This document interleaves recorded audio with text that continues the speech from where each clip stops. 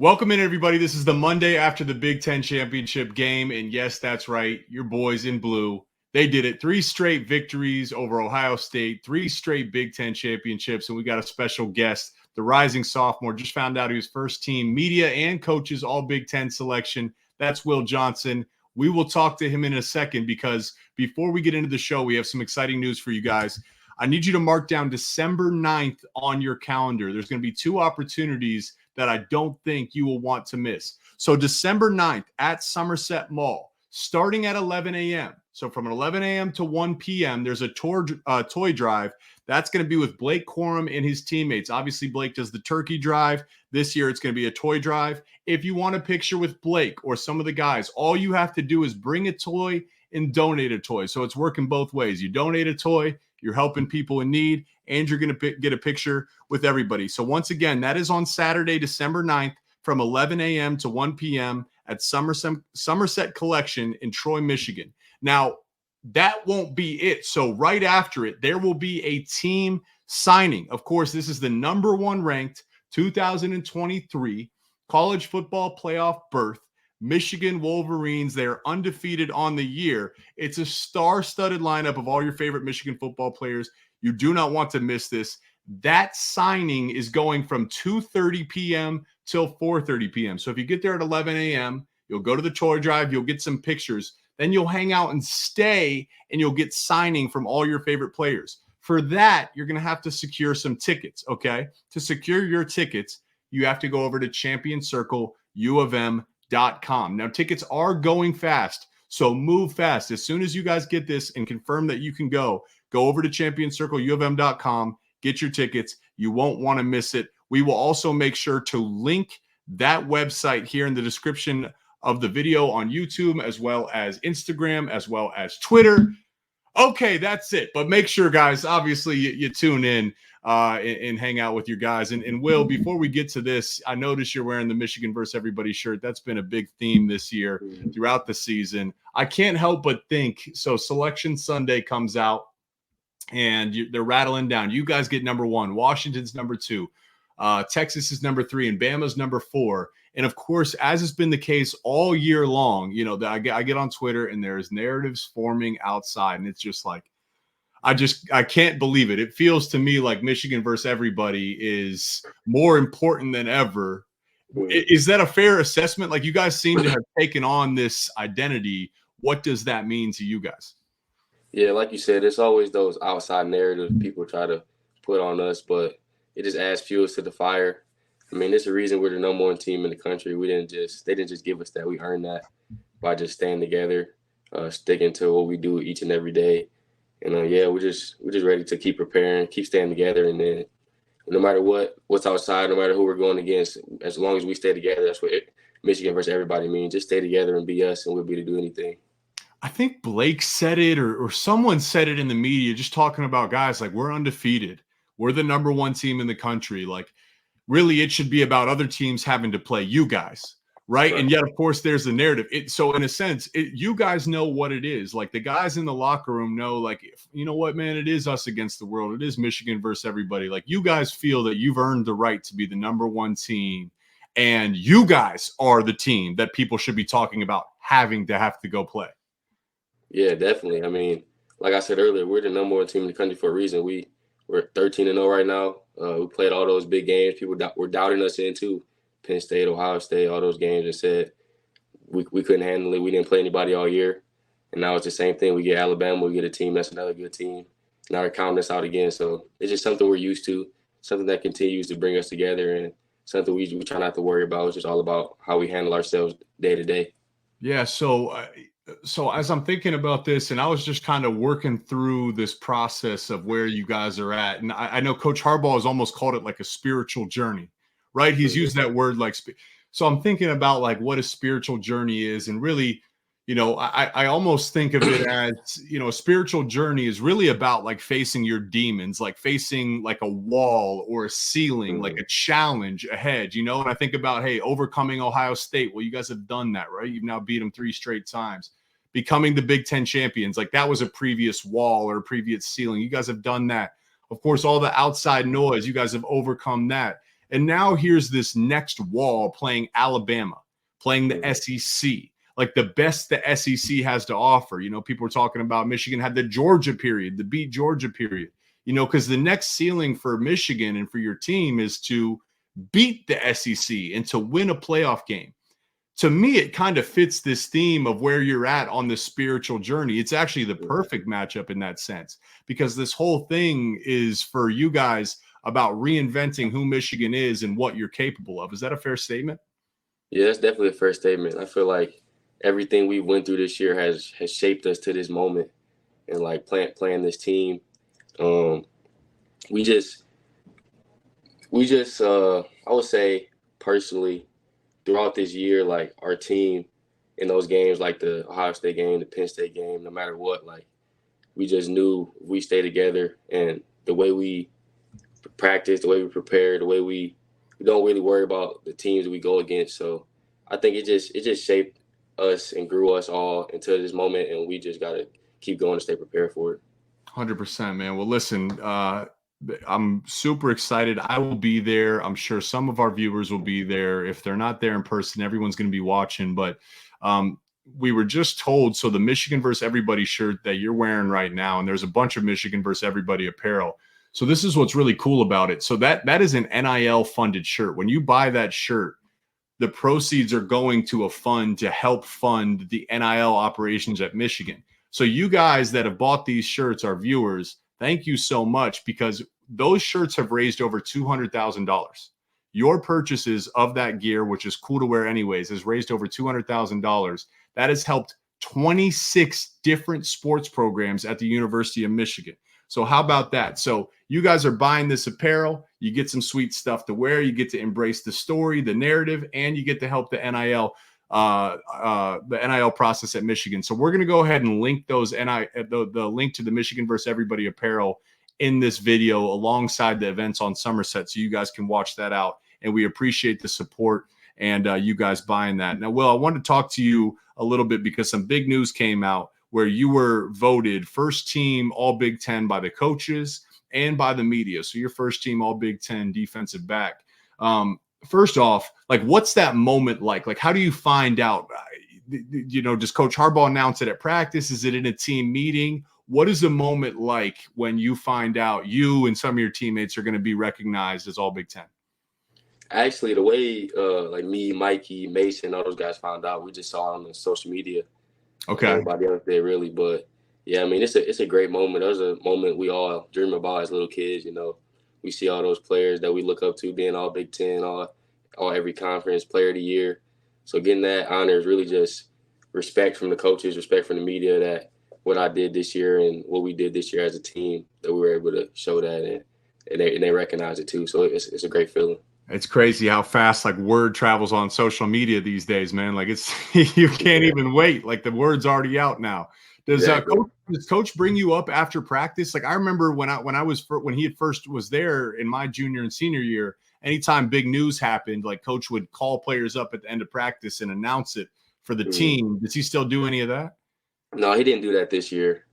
Okay. He might have said it in our team meeting, like recognized us, but I think just for our defense, Coach Mentor said something to us, and we all got recognized in the defensive meeting room. But that's about it this year. I was gonna say, I mean, like the whole team got Big Ten honors, man. It would have cut into practice time if he had to go through. Yeah. So you talked about this because I first met you going into the 2021 Big Ten championship game, and you were getting ready to graduate high school early and get on campus. We just had a brief conversation, and it came up where I was talking about the chance to like be on the you talked about the great players to come before you, and in Schembechler Hall you have like the All Big Ten wall, and you have the All American wall, and like Michigan, the history, obviously you're very familiar with it, is so great. Is that part of what makes it so special to get the All Big Ten honors? Is you're kind of becoming part of history, really? Yeah, that was really my biggest reason to come to Michigan, leaving that legacy and growing that legacy, because my dad played here. I got a lot of friends and family that went here and played here, like Jordan Lewis, LeVert Hill, Ambry Thomas. All those guys went here and were very good, and those were like my big bros growing up. So being able to come here and follow their steps was huge, and getting that honor just makes me feel good that I probably made them proud too.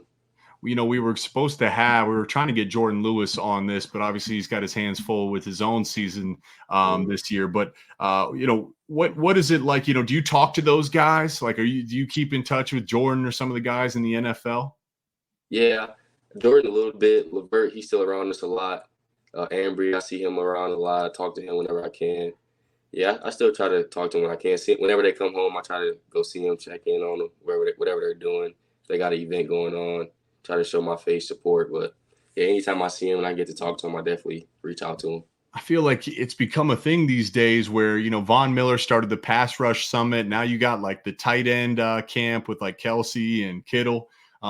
It's become a thing where guys that are further down the line reach back and like help out the younger dudes. So like, do you take anything from JD's game or Ambry or LeVert, like any of those dudes that, have played in the league already? Like, are they helping teach you anything? And is there anything that you've learned from them? Yeah, I would say I learned a lot from them just watching them growing up. I mean, when I was the young kid and they were all in high school and I was in middle school, and just seeing their movements and things like that growing up definitely shaped me into the DB I am today too. So I would just give respect to them, always giving me words of advice and letting me be around them when they were going through their times of growing themselves too. So being there and seeing them grow definitely helped me grow too. Man, I remember, JD, there was very few that worked as hard as JD. I don't even know if you could have worked harder than Jordan Lewis because he worked as hard as you possibly could. You could only match his intensity. That dude was always in there getting extra work. And that led to a lot of his on-field success. And, we haven't had the chance to have you on this episode, on this show. Of course, you had the big interception against Marvin Harrison Jr., who, as we're recording this, just found out he's going to New York as a Heisman candidate, obviously one of the best receivers in college football. Can you take us into that play? Like, what'd you see? What I saw is a lot, Jesse Minter did a great job of disguising coverage and, rolling coverage so you guys could be aggressive when you needed to. Like that one, you jumped right inside. But finding ways to confuse Kyle McCord and Marvin Harrison Jr., obviously that one, it led to an interception.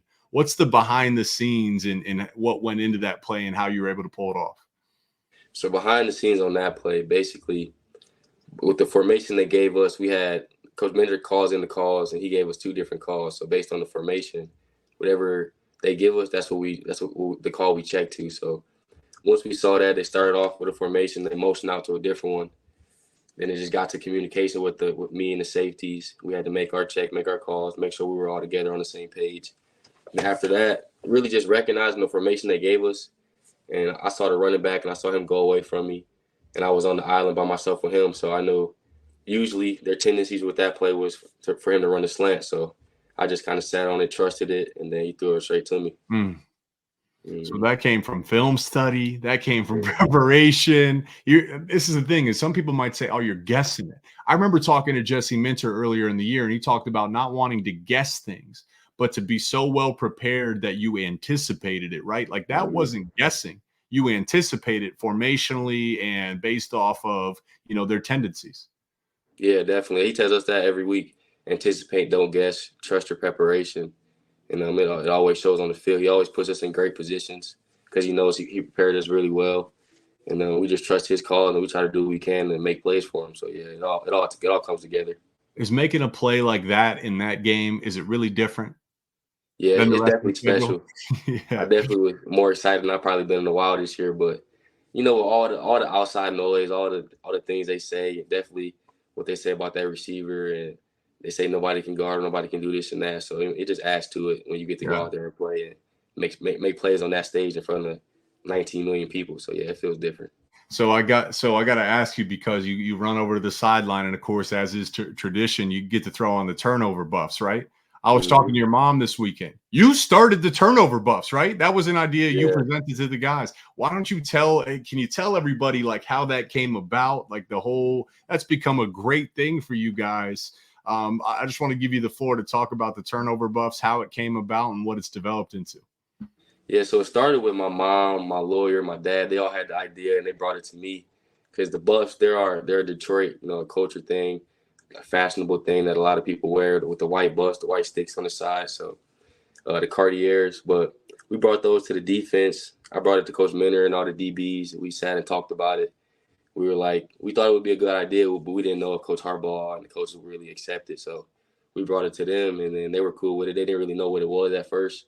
So when it first brought it to the sideline, everybody loved it though. So after that, it pretty much kicked off, and then we started our turnover buff, our merch. We got them in the Emden. We got it on will2johnson.com. We got the turnover. We actually got a replica pair of the turnover buff that a lot of people are wearing too now. So yeah, it's just been taking off ever since. Those sold out though, right? Yeah, they did, but we're restocking them. Okay. We go get them for the playoffs too. So definitely need them. Listen, we'll link those in here as well. I mean, that's what your mom said is they sold out. So clearly they're in high demand. We'll get those for the playoffs, and maybe the whole stands, the whole Michigan fan base can slap them on when a turnover happens down there against Bama. That would be awesome. So that's really cool, man. I think that's, because the turnover chain, it got a little played out. Like, certain things, it got a little played out. But like as you mentioned, the Buffs are Detroit. It's become a thing.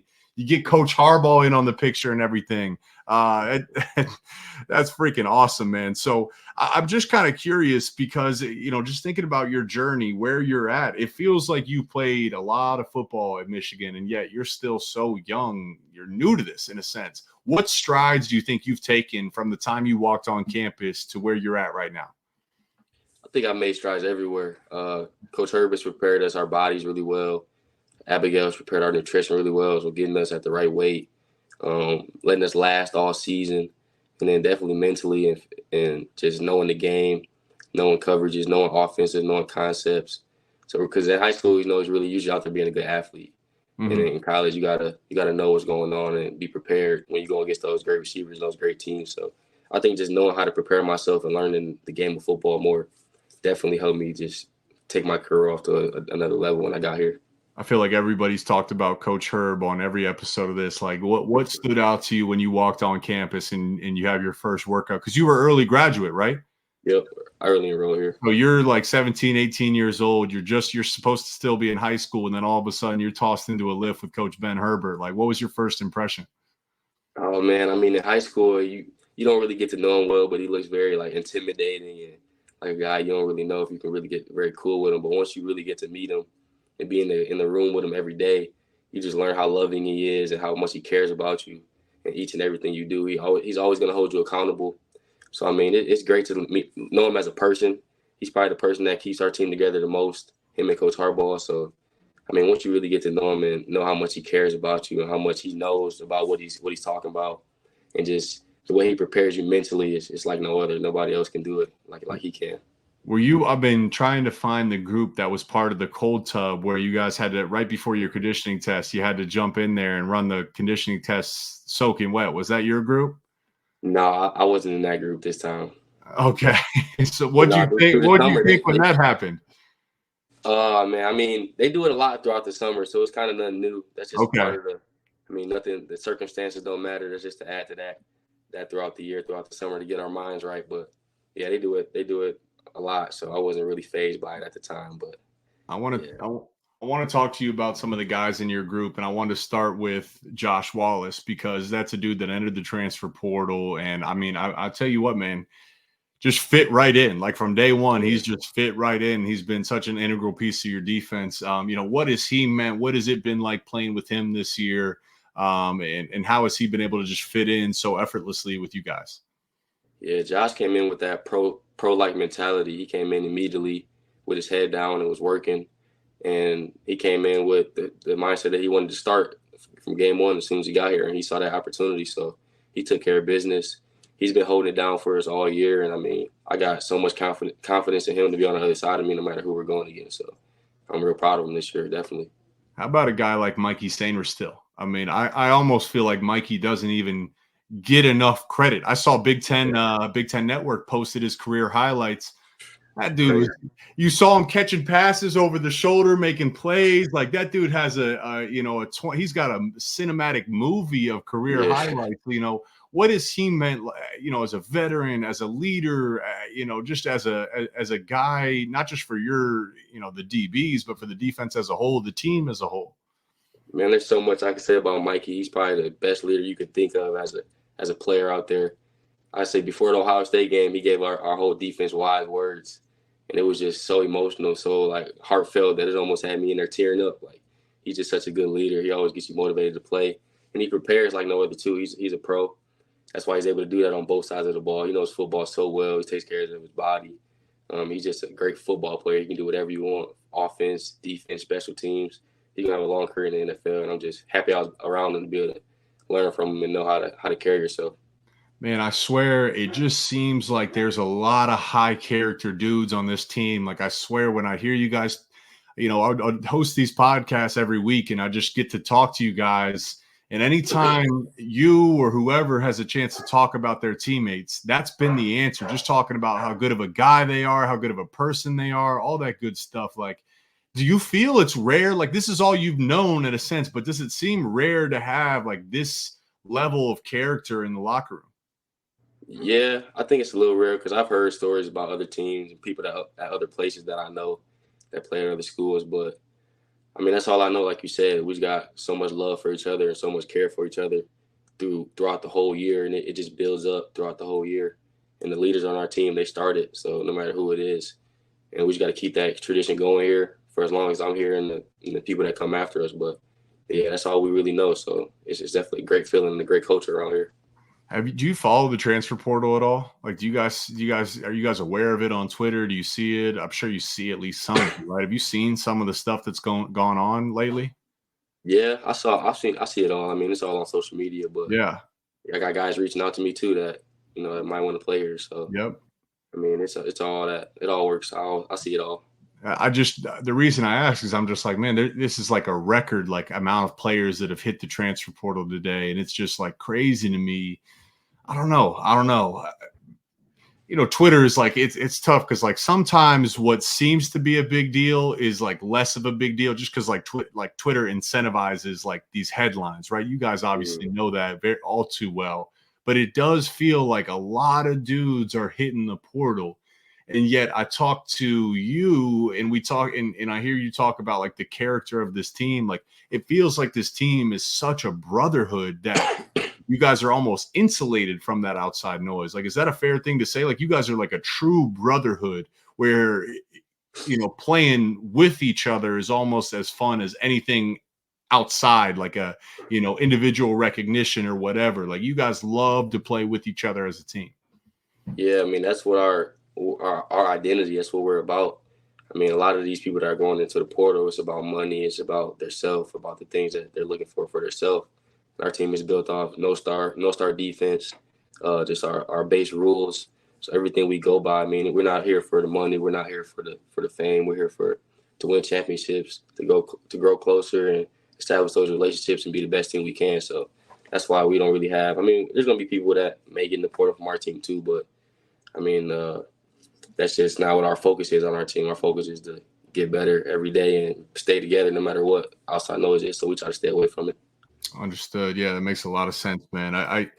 The way you guys talk, you as just a sophomore to carry yourself like this, man, it's super, super impressive. And the sophomore class has done such a phenomenal job, right? So you got Mason, Graham, and Colston also first team All Big Ten. Is that correct? Yep, I believe so. I think Kenneth might have been second team too. Kenneth, yeah, and we know Kenneth, man. I mean, that dude, that dude running down. He had that play versus Penn State. Of course, a number of other plays this year. The class is coming together, man. You guys have really contributed. Like, did you guys know you had the potential to be special, like back when you were being recruited? I don't think when we were being recruited we knew, but I think we knew once we got here that it was going to be special. Just seeing how as soon as we came in, the way dudes are out there balling in that first spring ball, I think we knew at the time. Like Olu, you know who Olu is. He's a pretty good center, Remington Award finalist. And Yeah. seeing Mason come in and do what he was doing versus him, it's kind of crazy to see a freshman D tackle. That's pretty rare. Mm-hmm. So I mean, just got stuff like that definitely stood out, and we were like, yeah, we're gonna be able to play here. It's really amazing, man. I just think that's the sign of a good team too. Is like, I've talked about it on my different shows. Just when you make a run at a national title, like timing matters, right? Like timing in life, and you create your own luck. Like, your veteran players, Blake, JJ, the O line, Roman, Cornelius. You can go down the line of guys that are veterans and contributing, but then they guys like yourself, Kenneth, Mason, Colston, we could go down the line as well. Dudes that are young and contributing, like it leads to almost perfect timing, like divine-like timing for you guys to make this run.